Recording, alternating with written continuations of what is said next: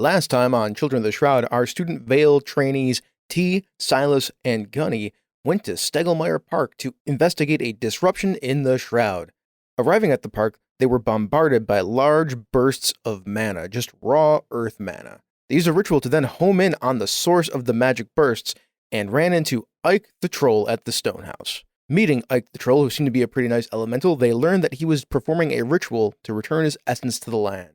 Our trainees decided to assist Ike in returning his essence to the land, but while doing that, the Lancaster Legends and Brad showed up to try to take Ike's essence to use for betterment of their sports abilities? I mean, just try a little harder, why don't you? Anyways, a fight ensued, and that's where we left off. Now, let's get on with the show. Welcome to Plays, our podcast where we design, play, and discuss a game and campaign. Along the way, we will alternate episodes between actual play adventures and the analysis and discussion of games and design theories that relate to the campaign we're playing. For this campaign, we'll be using the mechanics of Cortex Prime, designed by Cam Banks. We randomly selected a theme and ended up with swashbuckling high school urban fantasy. So join Plays as we explore and enjoy a new campaign. And now for the introduction of our players. My name's Chris Nizak, and I'll be playing Silas Flameworth, son of the Flameworth family with a frozen soul that's not my own. I'm Old Man Logan. I'm playing Henrik Gunny Gunderson, a normal teenager who's about to discover something extraordinary. My name is Jerry, and I'm playing Santiago Zircon. He is the rebellious and reluctant scion of a powerful magic family. I'm Phil Vecchione, and I will be your GM. I think there's like a big gust, right? Like it goes outward. We can all feel it. Yeah. That's cool. All right, now we know what that looks like. So that's our exchange for this part of the duel. Now on to Silas and the mob. Okay, now I have multiple swords going on. Mm-hmm. I have no mana in my mana pool because I actually used that mana to bump up that weapon.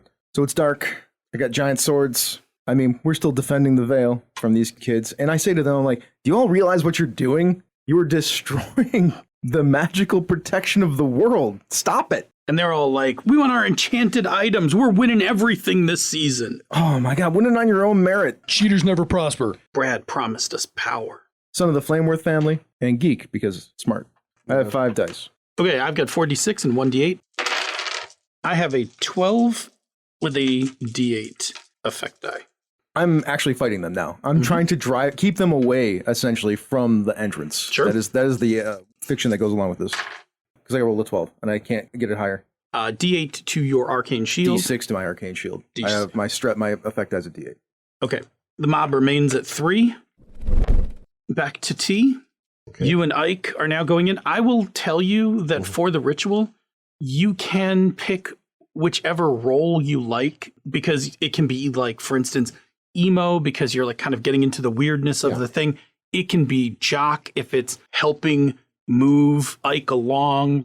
As long as you justify to me the role, it's flexible. He's going to stick with emo for one more roll. T is trying to focus more on magic, so he's going to try to do more emo. Yeah, absolutely. If that fails, then he'll fall back on his brute strength. 15. 2d8, a d10, and a d6. And I have a 1, but I also have a 17 with a d8 effect die. Okay, well, that's another success. So you've accumulated 2 successes. For your 1, I think you are suffering from a little mana backlash. So that's a d6 backsplash, meaning that like at this point, Ike's energy is like flaring off of him and the ritual is also flaring with mana. It actually arcs up and like burns you for a second. Not enough to do stress damage, but enough that it's now throwing you off. I see it as it's interfering with my ability to draw my own mana. So I'm still getting my mana die, but I'm getting it also interfered with by more mana from the d6. New round. Anybody want to change places? You want to keep redeeming yourself against these guys? I think we should switch it up. Okay. I got an idea. I want to try something. Where do you want to go? You want to go in mana? You want to go ritual or you want to go mob? No, I'm going to stay out here. I want to try something with my air power. So you want me to fight everybody? Which is fine. I'll do that while you do that. I don't want you to fight everybody, but I want to help us. Do you want me to give you a breather so you're not getting beat on? Is that the idea? I think when we both go, we didn't have a great round against our opponents, maybe we flip. Also, hold on 1 second. He lost the duel. It's up to Brad if he wants to continue. That's the problem. That is true, too. I don't have a plot point to intercede. I do. So, like, T can jump in on you to get Brad off of you. Otherwise, you're stuck in a duel. That is accurate. Do you want to? Yeah, hell, yeah. All right, hand me that plot point. Brad would have pressed the fight. You deal with the mob then while you're doing your magic stuff, and I'll go and handle the ritual. I'm like, T, get out here. And then I like, use my ice swords, which are still out there for you to utilize, by the way. Or you to utilize, and then I jump into with Ike. So T steps out, sees Brad for a second, says, "Yo, Jim boy," and pulls his sword out. So all these little gem shards start snapping together into place until he's got this heavy broadsword made of jagged-looking shards that doesn't look quite complete. Hey, why don't you come over and pick on somebody my size? Which is funny because That was good. Gunny's actually not small. He looks at you. He's like, "You know how much I bench?" And he cranks up on the bat and comes running at you. I heard you ride the bench. Okay. Oh, nice. Nice burn. All right. So once again, Brad is that. He's 2d8. He picks up a d8 for his distinction for I Am Legend. And he will grab. I'm just going to grab the d12. There's no. Of course you will. I got to use it. Don't forget, you get a d6 in your pool, T, because Brad is rocking a d6 stress. And the D8 for it being dark. So that's going to be my mana pool. Brad's rocking, and it's dark. Jock is actually ready, so I'm going D10 Jock. Let's stay with Heart of Stone at this point. The Cloud of Swords. Brad's all jacked up, and I've got the darkness. So I've got 3d8, 2d6, and a d10. So Pause for one moment. yes. I think because we've switched opponents, we probably need to reestablish who gets to roll first. Roll plus affiliation. I have a 9. Which affiliation are you using? Because this is all about what you feel about this fight. Yeah, this is going to be d8. This is going to be school. Why?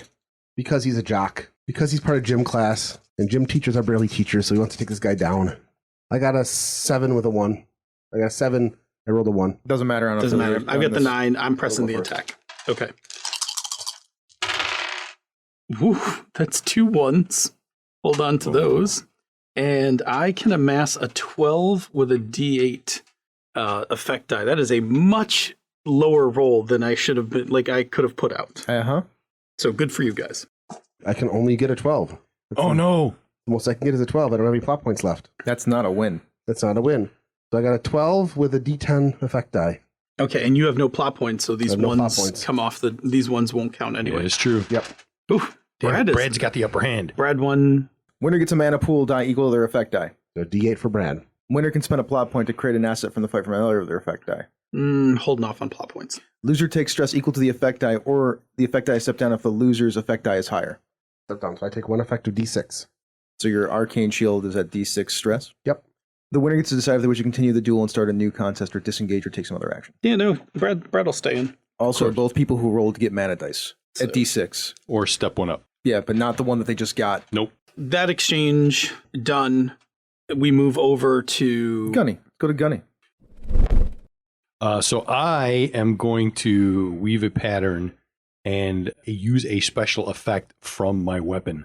My special effect right now on Breath of Winter, the axe, is to create a D8 asset of fighting a headwind for the rest of the scene, but I don't get to add a mana pool to my die at the end of the turn. So basically what I'm going to be doing is trying to blow them back while they're trying to advance. Okay. I'm assembling my pool of 3d6 for the mob. They are all A's in gym class, so if you are trying to push them back, that distinction still holds. And it's in the dark. Dark being, in this case, trying to get all of them because they're scattered. Trying to see where everybody is, yeah. I'm also changing up my role after not faring very well. I think it's time to fight smarter, not harder. So I will be going to Geek, which is a 10. 10 for school, 10 for Geek, Leaf and a Wind for 8, Darkness for 8, the D8 for fighting the headwind. Why I put it there. Rolling for your difficulty. That is a pretty mediocre roll, my friend. We're going to rack up a whopping 8 with a d6 effect die. Crap, I rolled a 1.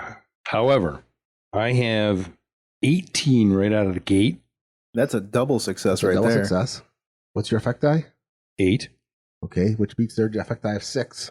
Do you have another effect die that you can add to that?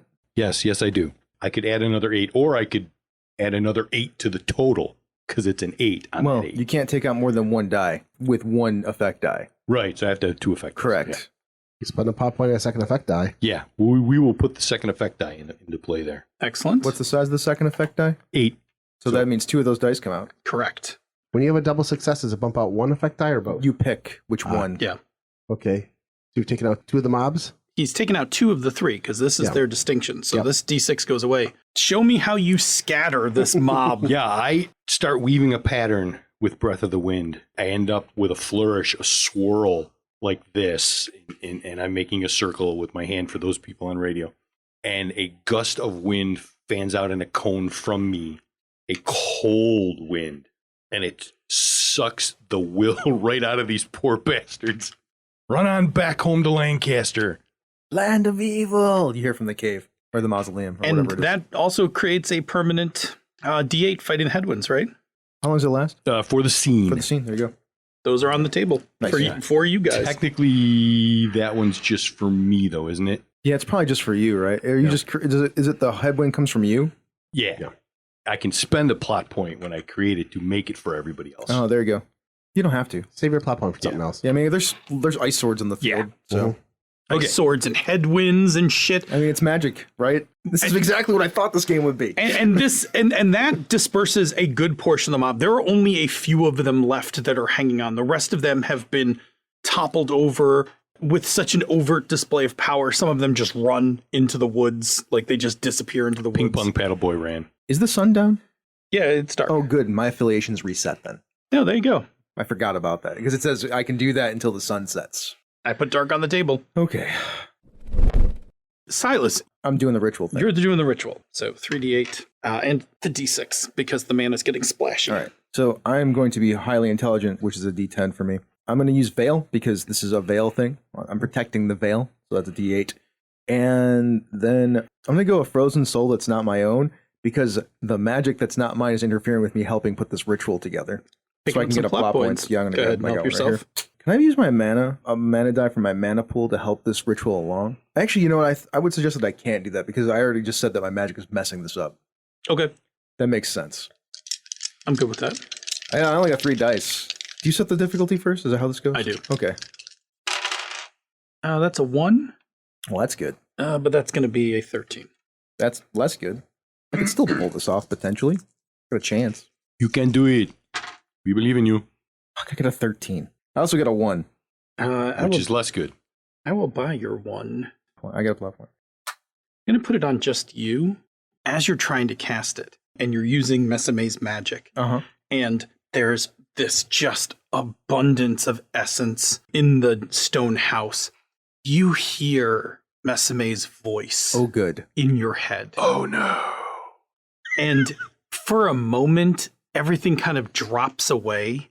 You just see, enveloped in essence, you see Mesame standing in front of you. What are you doing? I'm helping.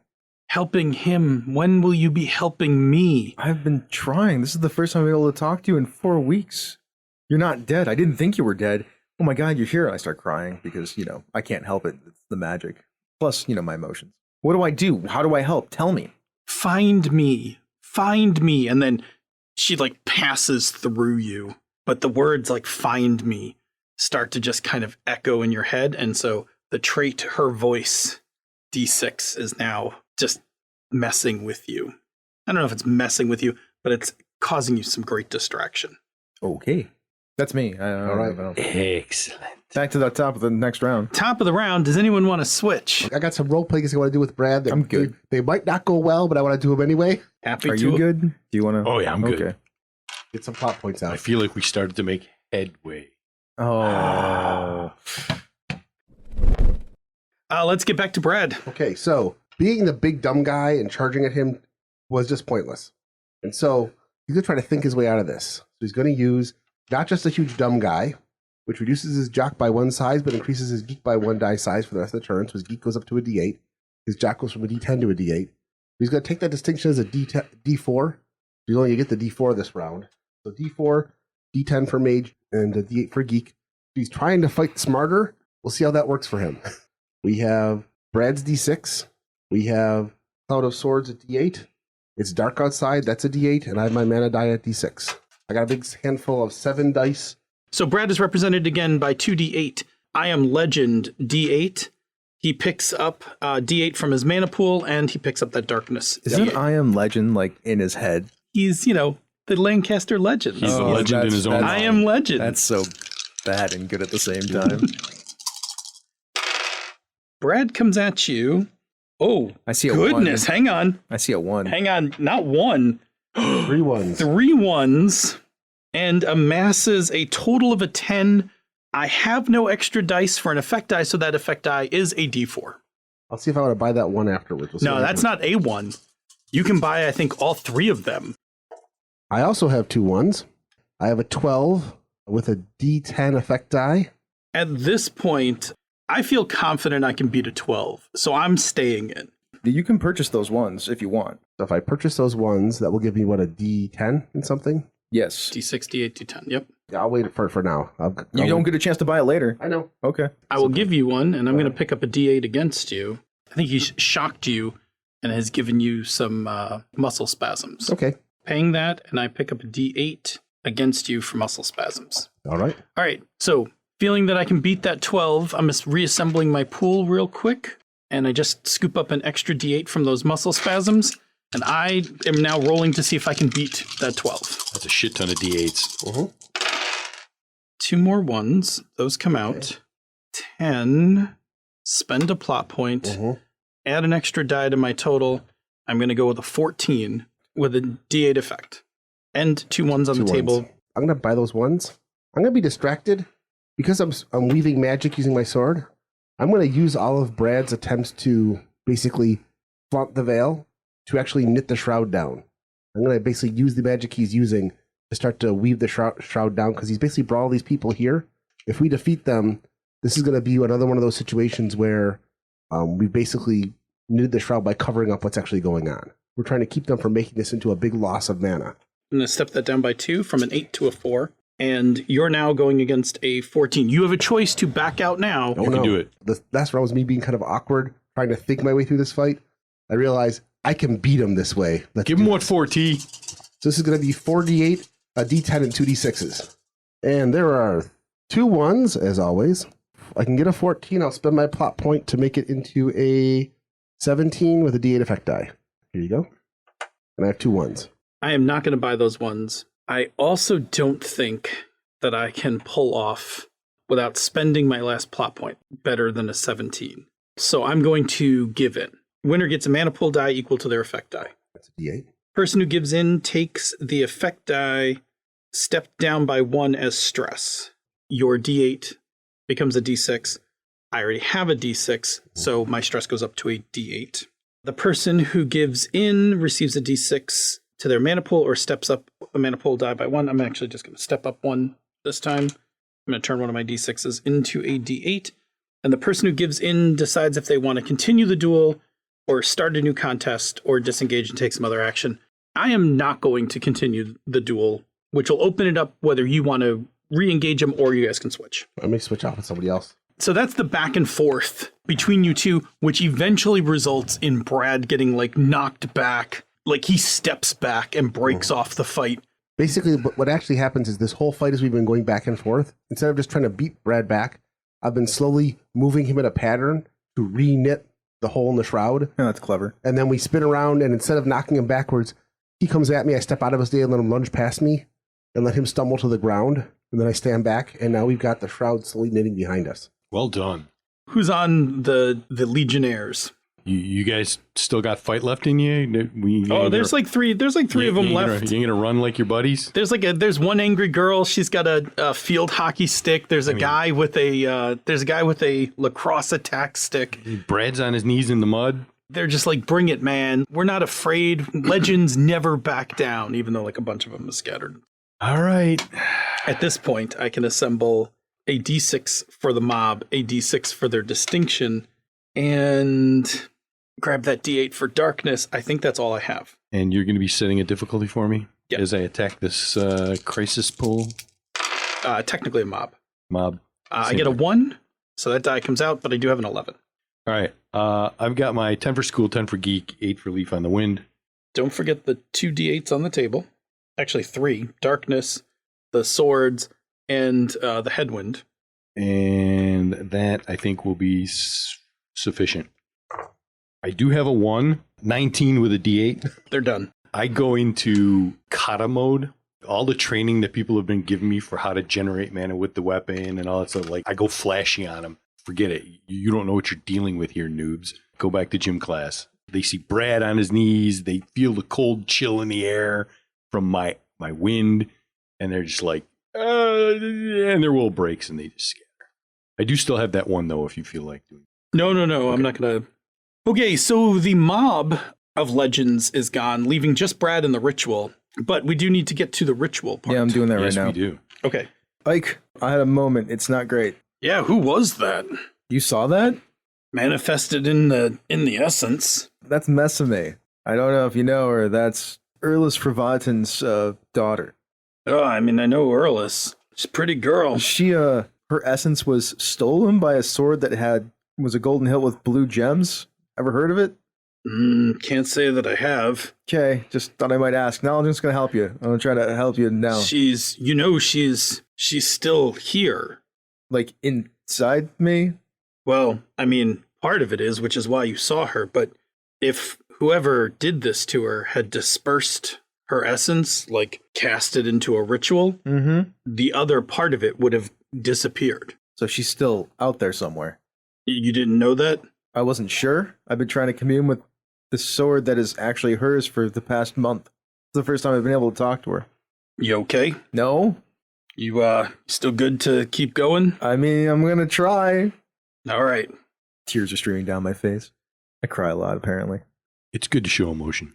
At this point, I'm going to, once again, 3d8, so 2d8 for difficulty, d8 for the intricacy of this ritual, picking up a d6 for the mana outburst, and picking up the d6 for her voices, because that shit's now in your head.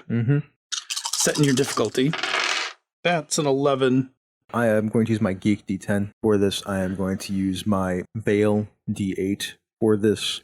And then I am going to use Learned in spite of being talentless in this case, because I need to get this done. I've already mentioned that the magic of Mesame is messing with the situation, but I'm going to dig a little deeper.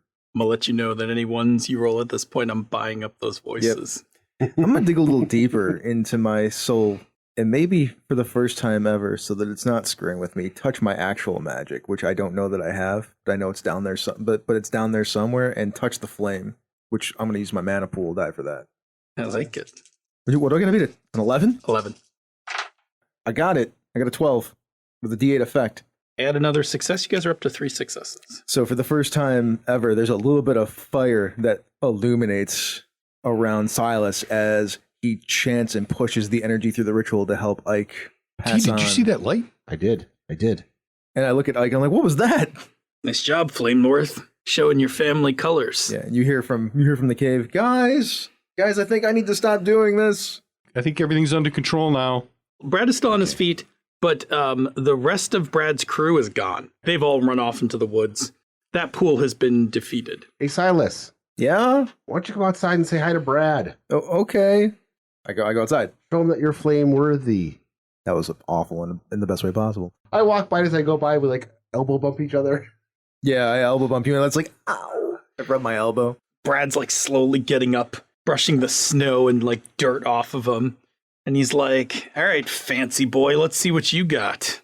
Really, Brad? You're going to keep coming after all of this? Your minions have fled. You ain't even close to securing that ritual. There's a lot of essence in there. Legends never back down! But they do get defeated. And he comes running at you. As he starts running at me, he's like, you know, my dad's Victor Flameworth, and he wouldn't approve of this. I'm actually using my special effect to drop my father's name to add a D8 trait to the table. Sure. Where I don't know if that shocks him at all. He's technically a renegade. So when you drop Flamesworth's name, like that's bad. He's like the Uber cop. Well, we should roll to see who goes first. Oh yes, let's do 2d8 first. I'm gonna use Veil because I'm defending the Veil, and I just dropped my dad's name, so you know, there's that. And Geek, which is a D10. I have an 8 total. I also have an 8 total. Interesting. We re-roll. Okay. I only got a 6 that time. I got a 9. You go first. Okay. So, Brad, 2d8, d8 distinction, her voice, because that's still messing with you, and I will grab a d8 out of my mana pool, and I will grab dark. Oh, that's right. Dark exists now. Yes, and don't forget that Brad has a d8 stress as you build your pool. Okay. Okay. scooping up. I'm setting the initial. Removing 2 1s. Okay. And That's a shitty roll. that's a shitty roll, my friends. That's a 7 with a D8 effect. Okay, this is what I'm doing. I got a D8 for Dark. I got a D8 for his stress. Is there anything else on there? I got my swords out there. Those are D8 D8s, for Cloud of right? Swords. Mhm. Yep. I got D8 for my dad's name. I dropped that. Mm-hmm. That's already there. I got D10 for Geek. I got D8 for Defending the Veil. Mm-hmm. You know, while I did drop my dad's name, after I've done that, I'm kind of ashamed that I had to do that. So I'm going to take the D4 instead. I got a plot point right here for that. I am rolling a lot of dice, 7 of them. There are 2 1s here for you. I did get a 12 with a D10 effect die. Just Okay. 5 more than you need to So win. it's really a D12 effect die. Here, have this. Well, here's 17. Is now what I have to roll? Yes, Did you have 1s for me? I have 2 1s for you. I will buy those and I will move up her voice to a D10. I'll buy those 2 1s. I'll buy at least one of those ones to bump up my understanding of my magic by 1 die. Because for some reason, there's some flicker of flame now around my sword Okay. when I fight. So I dance in with my swords, and my swords are all creating patterns in the air too for the magic. And I slash down through him, and we'll see what happens then. But here's my other point that I spent. Okay, give me 1 second. I'm just going to reset my dice really quick. 17 be the number. Yeah. The effect die is now only a D8 though, because I added the D10. Okay. So let me reset my dice, and before I roll, I want to cover what happens as the voices intensify. Yep. Okay, so 2d8, a d8 for his distinction, d8 for dark, and her voice is now a 10, and I will pull a 6 from the mana pool. Before I roll those, because I purchased your ones as you guys clash and kind of pass each other, and you are, drawing this intricate pattern, you hear in your head, I'm lost. I don't know where I am. It's dark. I'm scared. You need to help me. I'm coming to find you. I And- just send that mental voice and image that I'm running towards her through my mind. And you do that, you kind of feel like you project that energy to her. And when you open your eyes, Brad is running Yep. full steam, crackles of electricity coming up the aluminum bat and comes running at you. What am I beating here? 17? Yeah. Yep. Maximum effort. Not so much. That was not maximum effort. There's max. I can assemble a 10. Even if I use my remaining plot point, cannot get to a 17. He rolls lower. He fails the contest. What would he get? He got a 10 with I can assemble a 10 effect die, Well, he took a D6 of stress. which pushes him up to a D10, which I He took stress. Oh, he didn't take stress last time. He stayed in. Never mind. Yeah, he took stress last time, but it bumped. Oh, yeah, he didn't take stress for my last roll. Yeah, You're right. because he stayed in. I see what you're saying now. Okay, he's still standing. It's bad. Yeah, I took my mana pool die, which is my effect die, D8. I'm good with that. You took stress. And you get to decide. You can press him. I'm like, you sure you want to continue? And I back away because I have the choice, and I get out of the way for Gunny. I do the twirl. And he lowers his bat. Fuck it. It's all yours, man. Go home, renegade. I'll be sure to tell my father about you. He slowly backs to the tree line, and then you hear stomp, stomp, stomp, stomp, stomp, stomp, stomp as he goes running deeper into the woods. The three of you can manage the rest of the ritual. For our players at home, I'm now going to collect a bunch of traits off the table. The muscle spasms from Brad. her voice, that dissipates from Silas's consciousness.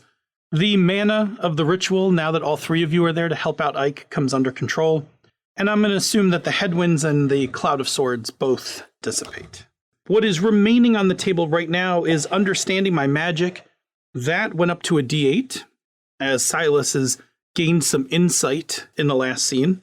The strain on the Shroud is down to a D4, thanks to T mending it in the middle of a fight. That Well was done. very clever. Thank you. Yeah, that was cool. And it's still dark. So that dark D8 remains out there. With Brad and the legends gone, the three of you assist Ike and complete the ritual. And so Ike's essence now is just flowing from him into the circle, which is then pushing that essence into the earth to reinforce earth in the greater Buffalo area. At this point now, it just takes time because Ike is so old and has amassed so much essence that this process takes a little time. Ike is sitting in the middle of the ritual. His essence it's very pretty as it's just kind of coming off of him into the circle. He's very peaceful, asks if you'll just stay with him, if you wouldn't mind. Of course. Of course. No problem. I appreciate it. Any advice you got for 3 young mages? Ponders for a moment. Enjoy your magic. The veil and everything is important. We have laws and rules for being safe, but don't ever let it hinder the joy of being able to wield the fabric of creation. At times it might seem like a burden. At times it might seem like a chore to have to help maintain the status quo, but in all of my time, I can't imagine a life where I didn't create and make the world what it is. And you guys should also do that. Make the world into what it's going to be. And with that, as he sits there and contemplates, you're welcome to ask him any other questions if you like. All I can think about while he says that is Mesame's voice in my head. I'm wondering, how can I create anything? And yet, there was that moment where there was a bit of flame. Without getting specific, he's just going to ask him some general questions about the nature of Earth and the nature of magic and that sort of thing. Just ask him some, as T's finally understanding a little bit of his place in the Veil, he's asking questions about being in the Veil. Were you ever a defender of the Veil and a healer of the Shroud, that sort of thing? I've done my share. I mostly tended.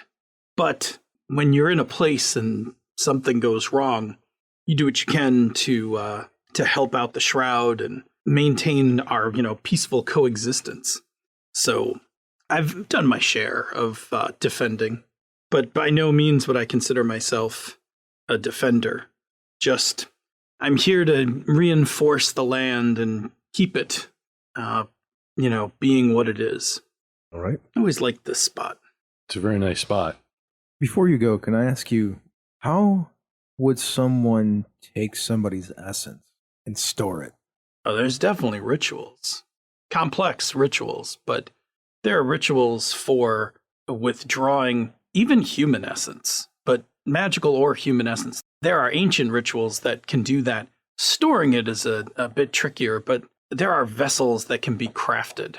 I've never done it. I think it's a little bit... Do you know who I could ask about something like that where it wouldn't get me instantly arrested? You're a smart one, Flamesworth. I would not ask your dad about it. Those kinds of rituals are highly frowned upon.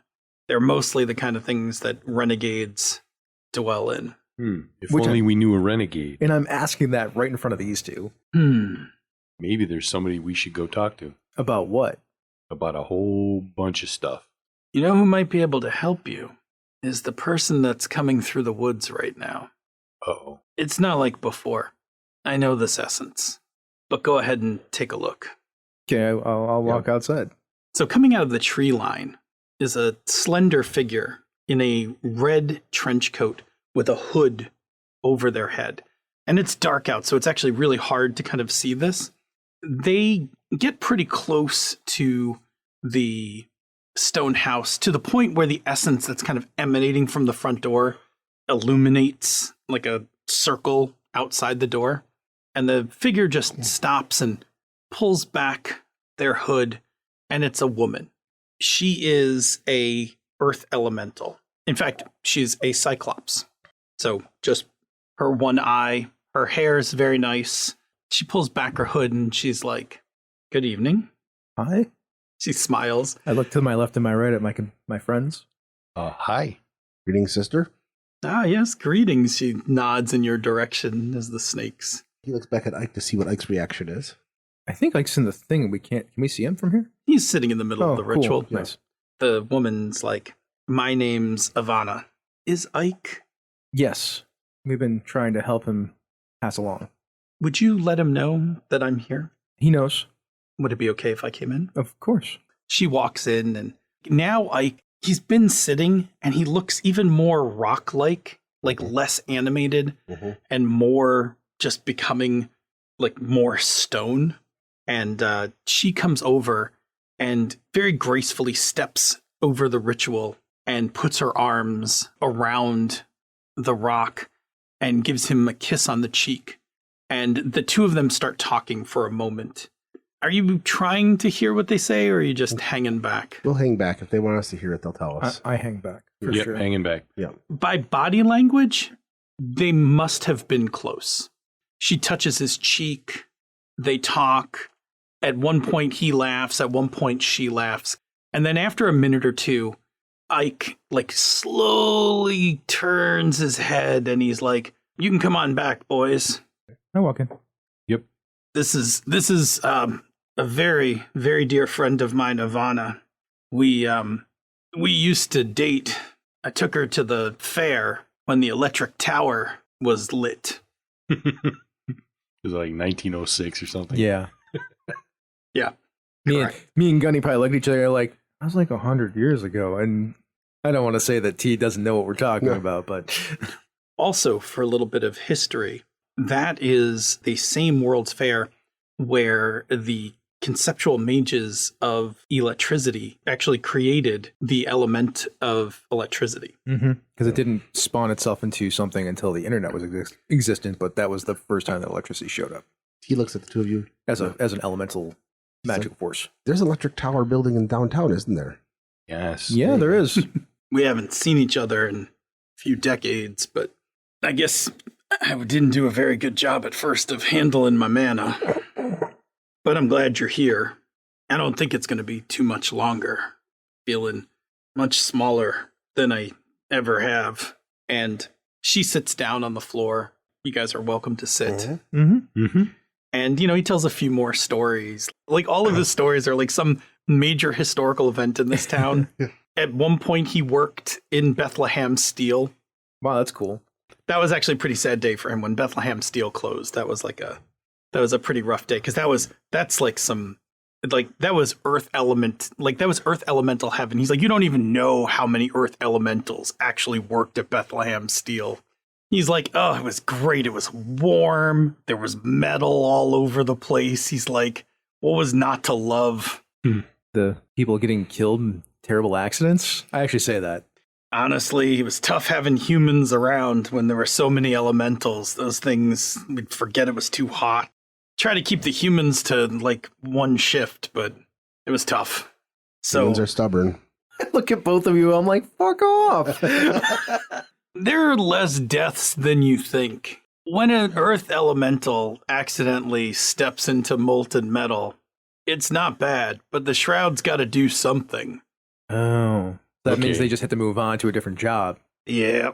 He's like, not to say there weren't human accidents. There definitely were, but a lot of those deaths were more Shroud than actual humans getting hurt. Oh, well, that makes me feel better. Yeah. A little. Sort of. I mean, let's face it, the Shroud kind of relies on humans' propensity towards accidents and clumsiness to kind of cover itself up. It's convenient. How long are we here for? It's getting late, right? So, you went out here before it got dark. Mm-hmm. It's easily, almost midnight now. That's fine. At some point, I probably pulled my phone out and had, some Uber driver bring us food, near the road. And I went and got it. Yeah. So we're sitting around with, a pizza. He's like, I might miss that. Pizza's good. So are Teresa's wings. Those were also pretty good. I'm more of an Anchor Bar guy myself. Although Yeah, that's, Teresa's- very... Teresa's the, Oh, you know her. Yes. Oh, I'm kidding. Yes. oh, kid. He's like, you got so much ahead of you. I envy you guys. It's different.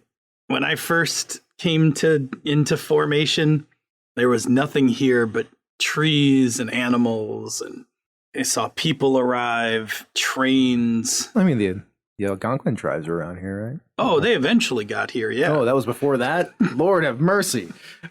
Oh, yeah. No, I mean, Not the Algonquin, the Iroquois tribes. Iroquois, yeah. tribes. we were on very good speaking terms. A great and majestic people. I miss them. And then the rest of you guys arrived. I mean, they're still around. They just own casinos now. I played my share of slots downtown. Anyway, guess I'm almost ready to pass. I can't thank you guys enough. Like, I don't know what would have happened. I suspect that whoever that was out there probably would have gotten the better of me. So I appreciate your help. I don't know. I like to think you could have taken those clowns. I think it's the speed, not the strength at this point. But anyway, I appreciate it. So thank you all, and Glad we could help. thanks for being here. And he takes Ivana's hand for a second, and they say their goodbyes. And then the last of his essence drains away. And the rocky form, which is really big, even him sitting down, after the essence passes, it kind of crumbles, and it also mostly sinks into the concrete floor until there's just like a scattering of rocks in the middle of the ritual circle. This way, like, no one's going to walk in and see, like, this big stone, seated statue kind of thing. But there's some rocks. And Ivana, like, takes one and, like, just holds it in her hand for a second and then puts it in her coat. It's a nice way to be able to commune with him after he passes. You're welcome to help yourselves if you'd like to. Yeah. T was going to, unless it was going to be insulting, T would take one. I take one too. Yeah. That's fascinating. I actually don't until we're like ready to walk out the door, and then like right at the last second, I step back in and I reach down and I grab like a pebble. When we're outside, I look at Ivana. I'm like, I was wondering if, and this is going to sound like a weird question, but you know of a person that carries a sword that has a hilt that is golden with blue stones? None that comes to mind. But I also have a pretty big library. And she reaches into her coat pocket and she hands you a business card. Thank you. Alyssa Ivana, University of Buffalo Library, Rare and Special Books. She's like, I have a certain couple of racks in the back of the library in the special collections. If you guys ever need to look something up, I can give you a tour. Oh, I'd appreciate that. It's also like my fourth school, so, You're welcome anytime on campus. Just, come looking for me. I'm there most of the time during the day, but if you need something in an evening or something, feel free to call me. My cell number's on the card. And I'd like to also thank you for being there for Ike. Of course, Miss Ivana. I'm glad we got to help him It's out. actually an honor. He's a heck of a guy. He stayed as long as he could stay. Hadn't seen him in a decade or two, but he was a sweet guy with a lot of history and a love for rock and roll. Boy, did he love the invention of rock and roll. Saw so many bands as they came through here. Speaking of a heck of a guy, you wouldn't happen to be familiar with a man that's known as the Winter Wind. Can't say I have. I'm taking it a air elemental. Yeah. Now, would you all mind escorting me back to my car? I parked in the park, and I'm wondering if that isn't your Nissan or something out there. Yeah, Mhm. we'll walk with you. Yeah. Yeah, I'll make sure to grab all the What the hell time pizza is boxes it? and stuff like that and carry it back with us. It's too. midnight, Gunny. Mhm. Oh, crap. Yeah, My Ms. mom is going to kill me. I texted my dad at like 9. Ms. Cortez's And my mom. Tutoring, that couldn't have lasted until midnight. You guys, You okay, Gunny? I got to come up with something. My mom's going to be pissed. Oh, I know. Just tell her that you were with us. Tell her you were at my house. We were, studying. We're in the academic decathlon club together. Mm-hmm. T says, "Aren't you guys in that like think tank contest Jeopardy thing?" Yes, that's exactly what it is, There you T. Think tank. Yes. Jeopardy contest. Jeopardy contest thing, yes. I mean, it's actually not a terrible description. That's as close as you're going to get, yes. That sounds like a good excuse me. My parents would love it if I was in one of those. So All right, well, we should get the heck out of the woods. you do. Make your way out of the woods, find your car. Her Mercedes is parked next to you guys, and Damn. This She is a gets- nice ride. she gets in it and says goodnight to you all and takes off. When we're alone, I turn to these two. I'm like, look, I have to tell you guys something. So Yeah, whatever. I mentioned vessels or collecting essence, and I know you guys have heard me talk about this sword now a couple of times, or this golden hilt with blue gems. Yeah. Do you remember a girl named Mesame that went to our school? I didn't really know her, but I know everybody talks about her because she's been missing for... A month. The rumor is she went to another school. She didn't. You remember Mesame, she's and you know who her mother is. yeah, that's we talked about. My parents have kind of discussed the fact that it was odd that she disappeared, and her mom's not really saying much about it. She didn't move away. She's gone? She came to my house a month ago, falling apart, and then she stabbed me in the chest with her sword, and now I have her sword, sort of. That's hers? Sort of? I pull out the sword. Right, because some of the other kids were talking, you're Flameworth, I was gonna and say that. you're supposed to be a fire mage. Not all of us are. Like, sometimes people Right. manifest different I've powers. heard that, and yeah, people thought that I just manifested ice because I was with Mesame, and that's where my emotions and my heart were, because magic is sometimes dictated by that. But that's not what happened. Is because of her. So does her mom know where she is? No. I thought she might have been dead, and I've been trying to commune with the sword like we can apparently commune with Ike with the stone. Yeah. When I was doing the ritual, I saw Mesame, and she spoke to me. She said that she was lost and missing and wants me to come find her, and I said I would, now that I've finally been able to talk to her. But this magic that I have, it isn't mine, it's hers. And all I want to do is find her, and I don't care if I lose this magic as long as she's okay. She said that somebody with a sword with a golden hilt and blue gems attacked her and stole her essence. I mean, that's me summarizing. Okay. Dude, anything you need. What does your dad think about this? I can't tell him. Oh. I mean, I'm essentially a renegade. Yeah, you're right. You don't want to be telling Victor Flameworth that story. No. Okay. I understand you're not wanting to tell your dad. That makes sense. But I don't think anything you've done makes you a renegade. You've been doing everything you can to stay within the realms of the Veil. More than I have. Except for one of the cardinal rules is just don't steal essence from people. You didn't steal her essence. She gave it to you. Sure, but how can I prove that? Yeah, think about it, T. Well, I understand that. I'm just saying you're not a renegade. I know I'm not, but that doesn't mean that the world won't see me that way. I understand that. I'm telling you, you're not a renegade. I appreciate that. So Well, I understand you can't tell your dad that. Your dad can be scary once in a while. I can't do what I need to do if I'm always hanging out with you two without you both knowing. Okay. Wait, is that why you were like also on fire for a few minutes there? I was on fire? Yeah, you didn't. I mean, we saw a little flame while you were in working on the ritual. Your sword had fire around it. I didn't notice that at all. Matter of fact, you would have seen it that he had fire around his sword when he was fighting. I Brad. mentioned the light. Yeah, I don't know what you guys are talking about. Well, you definitely manifested some flame there, dude. I'll have to pay attention to it more. When we did an elbow bump, you had like fire around your sword, man. Okay. That's weird. Don't know where that came from. All right. But I can't do it without you two, because I'm often off doing these things with you two, apparently. That seems to be, seems that people get paired off or trioed off, and seems to be that trio. So you have a super secret mission to try to rescue your girlfriend from whatever is holding her silent? I guess. It's like punk as fuck. I'm in. Silas actually laughs when you say that. he laughs and then he starts crying again because it's just so much. He's been having a really rough month and he hasn't been able to tell anybody about it. He looks at Sal. He just sits on the ground and just goes over and puts his arm around you. He just comes sit next to me on the ground. Yeah. Yeah, man. I'll sit on the other side. Mm-hmm. Friend hug. Yeah, Yep. and we'll find your dad too. Yeah. Yeah, I need to go down there. Okay. Now Okay. what? And that concludes story 2. Tally up your XP, and let's wrap our story with a little stars and wishes. It was fun to get into an actual fight, and I thought that was a lot of fun. I'd like to do more dueling. It was neat to actually fight some adversaries that were kind of on our same power level. So Yeah, I liked that it a was lot. fun. That guy seemed appropriately tough. Yeah.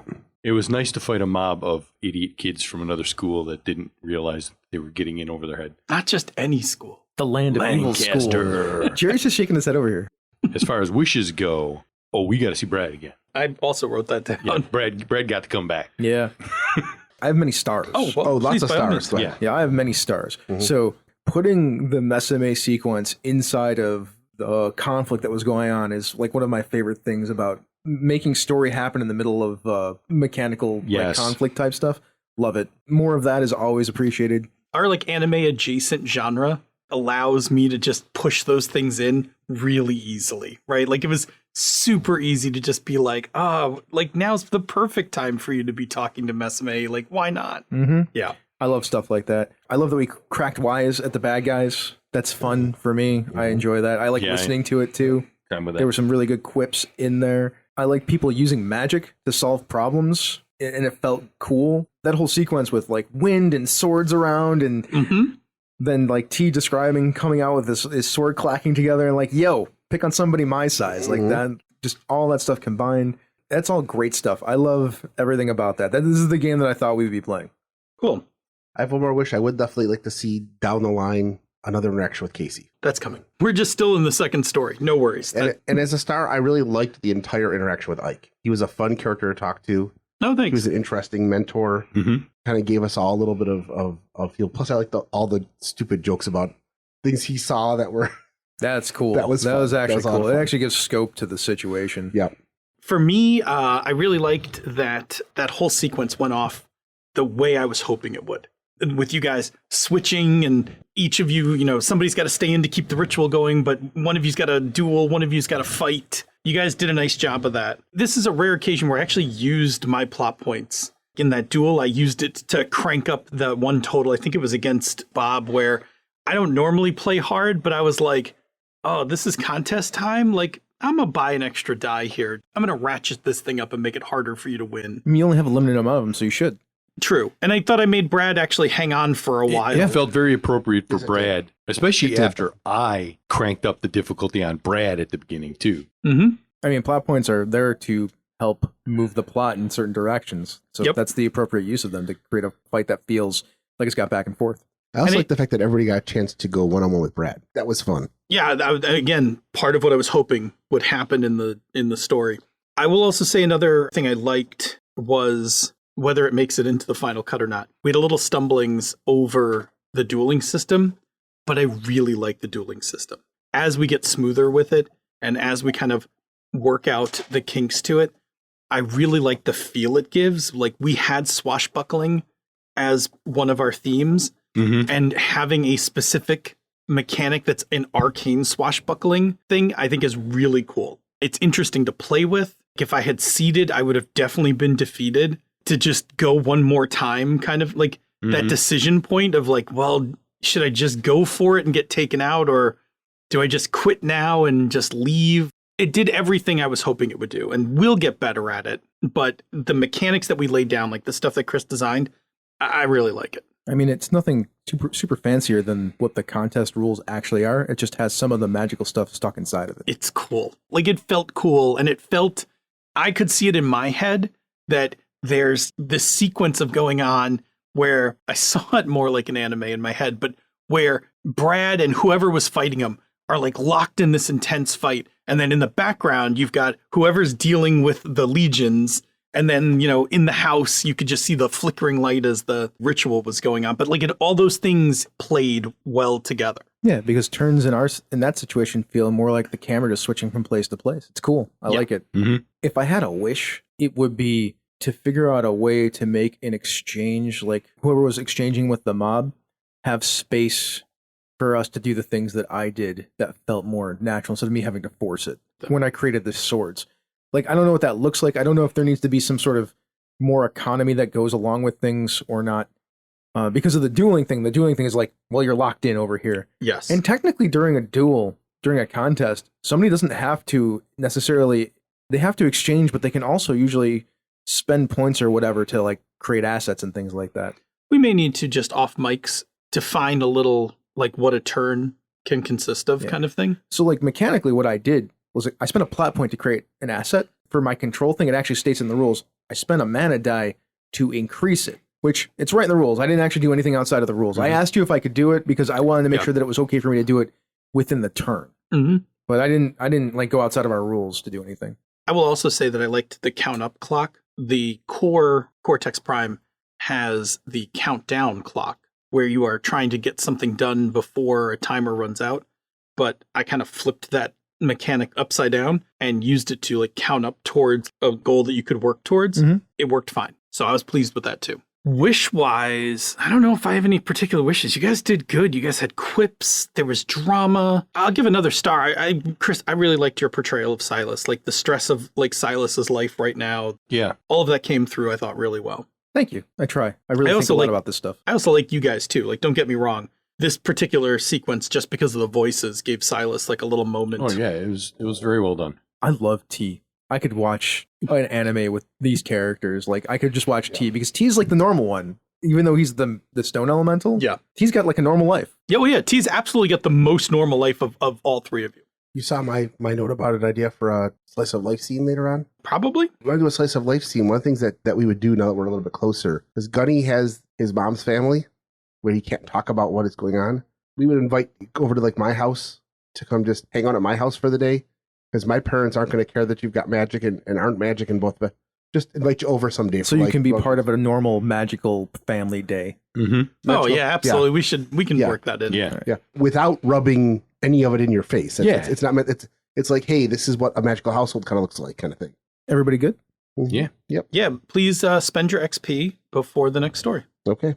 Sorry, I have one more wish. Sure. At some point, I want to have, when that understanding my magic thing gets up to D12, it should create an unlockable thing for me to spend it sometime so I can manifest my powers. Oh yeah, I think we laid down the foundation of that in one of the previous sessions, but yes, absolutely. But my wish is to unlock it in the middle of a session.